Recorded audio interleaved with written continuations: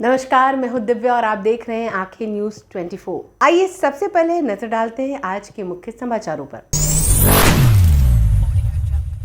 नमस्कार, मैं अमित और आप देख रहे हैं आंखें न्यूज 24। जन सूरज के सूत्रधार प्रशांत किशोर पर जदयू ने तीखा हमला बोला। दरअसल जदयू के राष्ट्रीय महासचिव मनीष वर्मा ने कहा कि प्रशांत किशोर सोशल मीडिया के बढ़िया कलाकार हैं, जन सरकार से उनका कोई लेना देना नहीं। दरअसल सोशल मीडिया में माहौल बनाकर वर्चुअल पार्टी चला रहे हैं। दरअसल कटिहार के 3 दिवसीय दौरे पर पहुंचे मनीष वर्मा ने प्रेस वार्ता के दौरान ये बयान दिया। उन्होंने साफ कहा कि जनता का असली जुड़ाव जमीन से होता है, न कि वर्चुअल माहौल बनाने से। विपक्ष की ओर से मुख्यमंत्री नीतीश कुमार के स्वास्थ्य को लेकर उठाए जा रहे सवालों पर भी मनीष वर्मा ने पलटवार किया। उन्होंने कहा कि नीतीश कुमार पूरी तरह से फिट हैं, पूरे बिहार का दौरा कर चुके हैं, विपक्ष के पास अब कोई मुद्दा नहीं बचा, इसलिए इस तरह के बेबुनियाद सवाल उठाए जा रहे हैं। आइए आपको सुनवाते हैं और क्या कुछ कह रहे हैं मनीष वर्मा।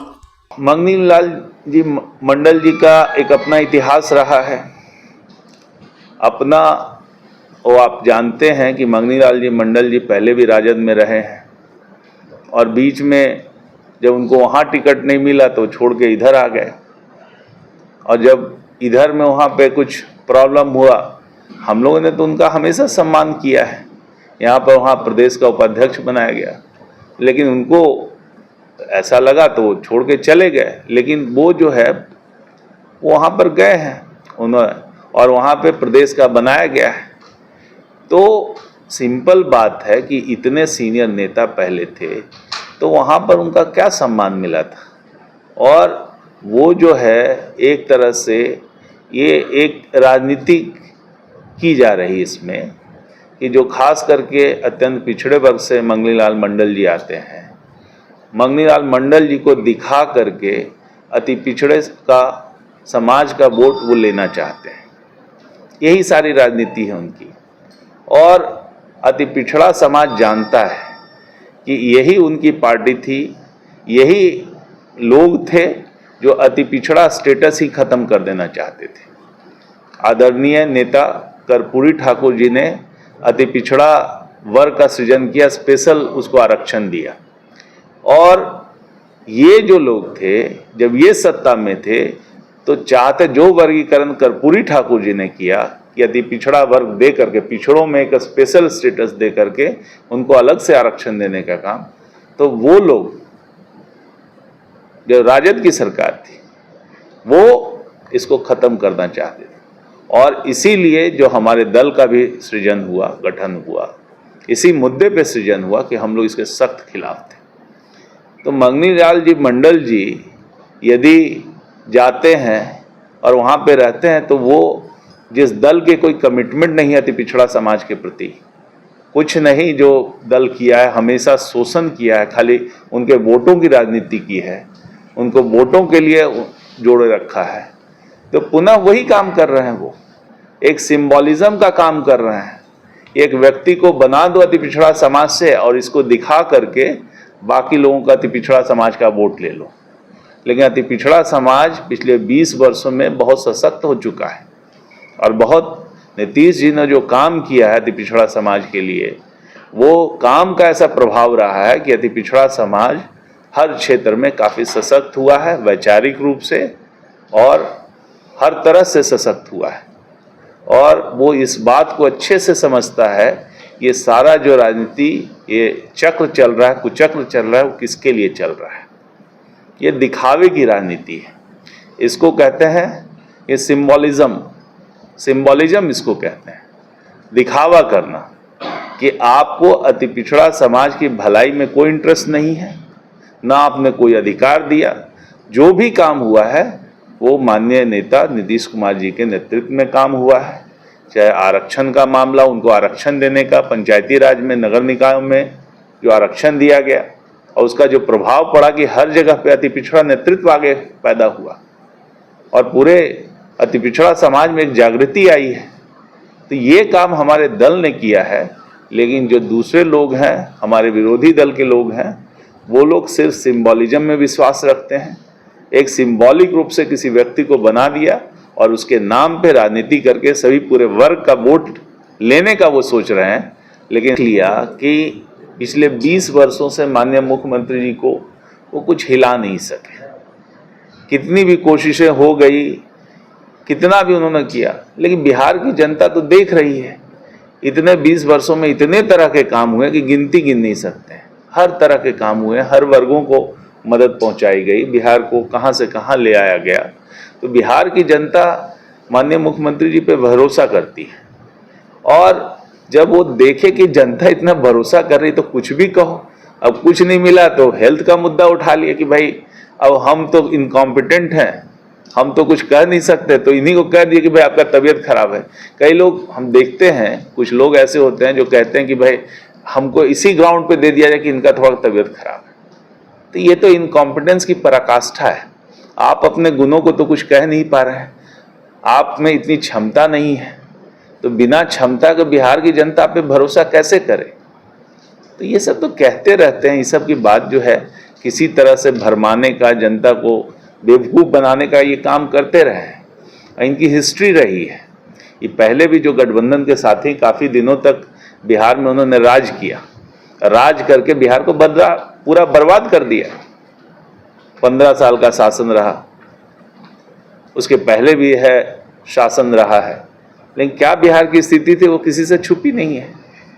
तो उनका ये कहना कि अब मुख्यमंत्री की तबीयत खराब है, ये खराब है, ये कह करके वो कहीं आगे नहीं जा रहा है। जनता भरोसा करती है मुख्यमंत्री जी पे, और इस समय आपने देखा कि पूरे बिहार का दौरा करके 2 महीने तक कंटिन्यूअस दौरा करके पूरे जितने भी जो समस्याएं थी जगह जगह क्षेत्रों का, उनको ला करके एक साथ 50,000 करोड़ से ज्यादा के स्कीमें उन्होंने पटना में सैंक्शन। नमस्कार, मैं अमित और आप देख रहे हैं आंखें न्यूज 24।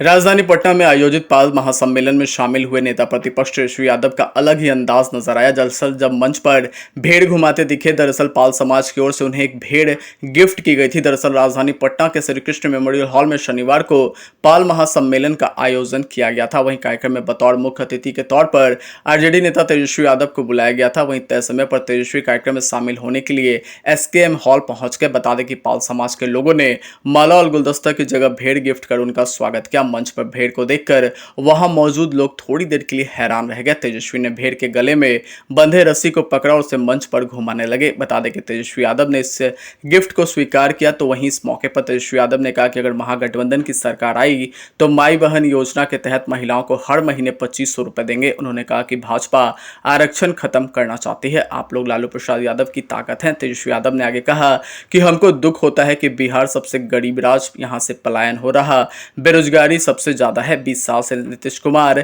मुख्यमंत्री के पद पर हैं, 11 साल से नरेंद्र मोदी जी प्रधानमंत्री हैं, लेकिन बिहार का क्या विकास हुआ। बिहार में आम लोग अफसरशाही से पूरी तरह से परेशान हैं। तेजस्वी यादव ने आगे कहा कि बिहार अब सुरक्षित हाथों में नहीं है। जनता 20 साल पुरानी सरकार को नहीं देखना चाहती, अब गाड़ी बदलने की बारी है। बीते 20 साल में पाल समाज के लिए नीतीश सरकार ने आखिर क्या काम किया है।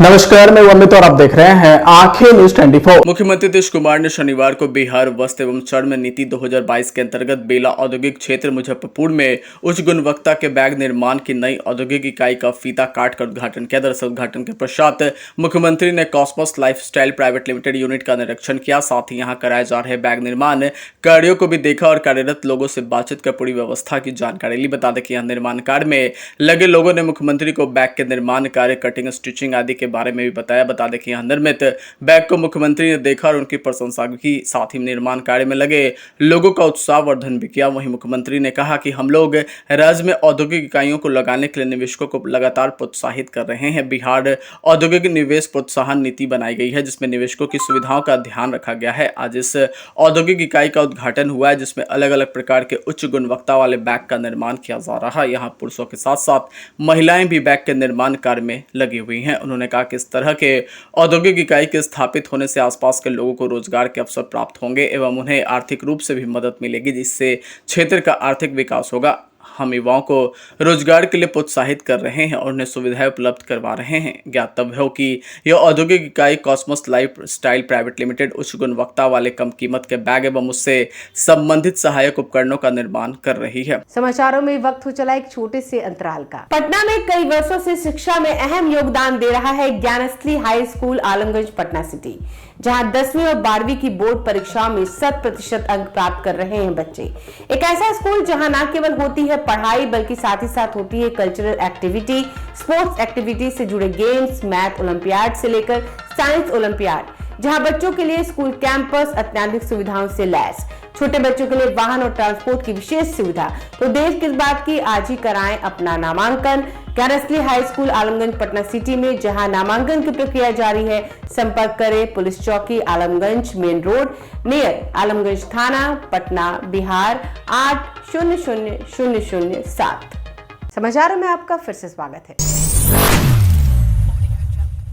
नमस्कार, मैं अमित और आप देख रहे हैं आंखें न्यूज 24। अनुष्का यादव विवाद में घिरे लालू प्रसाद यादव के बड़े बेटे तेज प्रताप यादव एक बार फिर सुर्खियों में है। दरअसल इस बार उन्होंने विवाद से अलग कुछ नया वीडियो जारी किया है जिसमें वो पूरी तरह से धार्मिक भाव में दिख रहे हैं। दरअसल बनारस पहुंचे तेज प्रताप यादव ने बाबा विश्वनाथ के दर्शन किए और सोशल मीडिया पर एक भक्ति भाव से भरा पोस्ट साझा किया। दरअसल वीडियो में तेज प्रताप यादव गले में फूलों की माला और माथे पर त्रिपुंड तिलक लगाए नजर आ रहे हैं। दरअसल वीडियो के साथ ही तेज प्रताप यादव ने एक संदेश भी लिखा है जिसमें तेज प्रताप यादव ने सोशल मीडिया प्लेटफॉर्म एक्स पर एक वीडियो शेयर किया जिसमें वे काशी में गंगा घाट और बाबा विश्वनाथ के दर्शन करते नजर आ रहे हैं। उन्होंने लिखा कि बाबा विश्वनाथ का आशीर्वाद हो, मां गंगा का निर्मल पवित्र घाट हो, पूरी दुनिया को मैं भूल जाऊं और बनारस मेरा भोला मुझे याद हो, हर हर महादेव बोलना ही होगा। तो वहीं आपको बता दे कि कुछ दिन पहले तेज प्रताप यादव की सोशल मीडिया पर अनुष्का यादव के साथ तस्वीर पोस्ट की थी। वहीं पोस्ट के बाद राजद सुप्रीमो लालू प्रसाद यादव ने बड़ा कदम उठाते हुए तेज प्रताप यादव को पार्टी से 6 साल के लिए निष्कासित कर दिया था। वहीं इसके साथ ही पारिवारिक तौर पर भी उन्हें अलग कर दिया गया है, जिसके बाद बिहार की राजनीति में बयानबाजी का दौर शुरू हो गया है। नमस्कार, मैं अमित और आप देख रहे हैं आंखें न्यूज 24। बिहार के मुख्यमंत्री नीतीश कुमार ने शनिवार को राजधानी पटना में चल रहे 2 बड़े परियोजनाओं का निरीक्षण किया और अधिकारियों को दिशा निर्देश दिए। सीएम सबसे पहले Mithapur Mahuli 4 lane elevated road के निर्माण कार्य का जायजा लेने पहुंचे, जहां उन्होंने मीठापुर फ्लाईओवर, गोलंबर और परसा बाजार में स्थल का निरीक्षण किया। बता दें कि निरीक्षण के दौरान मुख्यमंत्री नीतीश कुमार ने कहा कि सड़क के बन जाने से लोगों को बहुत राहत मिलेगी। न्यू बाईपास और उसके आसपास लगने वाले जाम से लोगों को छुटकारा मिलेगा, जिससे आम जनता को सफर करने में आसानी होगी और समय की भी बचत होगी। सीएम ने अधिकारियों से कहा कि निर्माण कार्य को तेजी से और सही के साथ पूरा किया जाए ताकि आम लोग जल्द इसका लाभ ले सके। सीएम नीतीश कुमार के इसके बाद 0 माइल मसौढ़ी यानी स्टेट हाईवे 1 सड़क निर्माण परियोजना का भी निरीक्षण किया। बता दें कि इस दौरान उन्होंने सड़क निर्माण की धीमी गति पर नाराजगी जताई और संबंधित अधिकारियों को फटकार भी लगाई। उन्होंने कहा कि इस काम में देरी नहीं चल सकती और समय पर काम पूरा करना जरूरी है। उन्होंने अधिकारियों को चेतावनी दी कि कार्य में लापरवाही बरतने वालों पर सख्त कार्रवाई भी की जा सकती है। सीएम ने कहा कि यह सड़क राजधानी पटना से मसौढ़ी को जोड़ती है और इसका निर्माण समय पर पूरा होने से हजारों लोगों को फायदा होगा। इस रास्ते से ग्रामीण और शहरी इलाकों के बीच संपर्क बेहतर होगा और यातायात व्यवस्था में भी सुधार आएगा। निरीक्षण के दौरान सीएम ने पुत्र बस टर्मिनल का भी दौरा किया। उन्होंने टर्मिनल की व्यवस्थाओं का जायजा लिया और अधिकारियों को यात्रियों के लिए सभी आवश्यक सुविधाएं उपलब्ध करने का भी दिशा निर्देश दिया।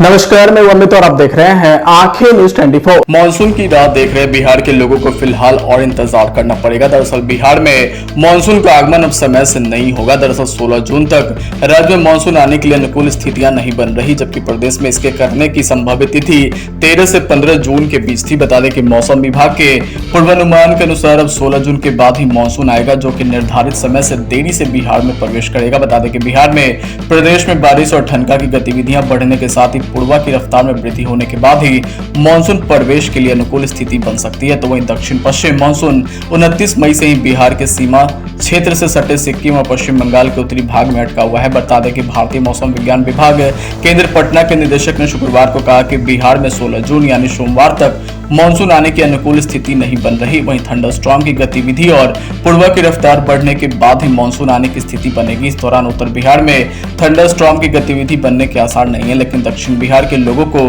गर्मी का सामना करना होगा। वहीं मौसम विभाग के अनुसार अगले 2-3 दिनों तक उत्तर बिहार के 1-2 स्थानों पर ठनका, तेज हवा और बारिश होने के आसार है। बता दें कि इस कारण लोगों को गर्मी से आंशिक राहत मिलेगी, तो वहीं दक्षिण बिहार के अधिकतम तापमान में गिरावट आएगी। बता दें कि इसके बावजूद लोगों को गर्मी से राहत मिलने की उम्मीद नहीं है। वहीं 17 जून से राज्य में बारिश की गतिविधियों में बढ़ोतरी हो सकती है। मौसम विभाग के अनुसार शुक्रवार को प्रदेश के ज्यादातर शहरों के अधिकतम और न्यूनतम तापमान में बढ़ोतरी हुई। इस दौरान दिन के तापमान में 1.6 और रात के तापमान में 2.5 डिग्री सेल्सियस तक की वृद्धि दर्ज की गई। अगर आपने अभी तक हमारे चैनल को सब्सक्राइब नहीं किया है तो हमारे चैनल को जल्द से जल्द सब्सक्राइब करें, लाइक करें और शेयर करें। देश और दुनिया की तमाम खबरों को देखने के लिए लगातार देखते रहें आंखें न्यूज़ 24।